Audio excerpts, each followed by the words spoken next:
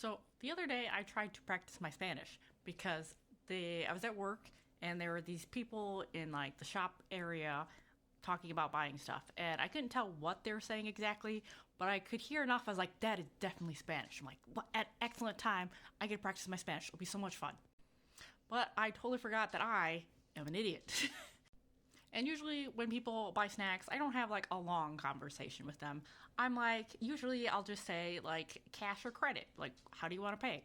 And so my dumbass is like, I'll just say that in Spanish without thinking much more about it. And so I tried to say credit or cash by saying tarjeta or dinero.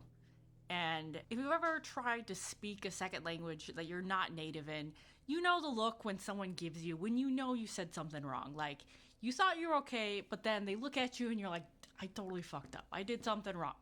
Wasn't sure what it was. I'm like, well, maybe my pronunciation was off. Maybe he just wasn't expecting someone uh, to speak Spanish because nobody else at the where I work speaks Spanish, so it just caught him off guard.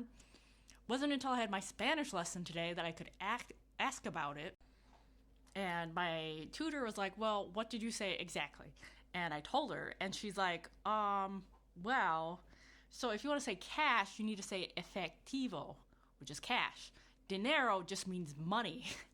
And that was fun thinking back at it. This poor man who just wanted to buy some Skittles had to deal with my stupid ass asking him essentially in Spanish, do you want to pay with credit card or money? And I understand why he looked at me weird. So I guess if you want to learn a second language, the best teaching tool is humiliation.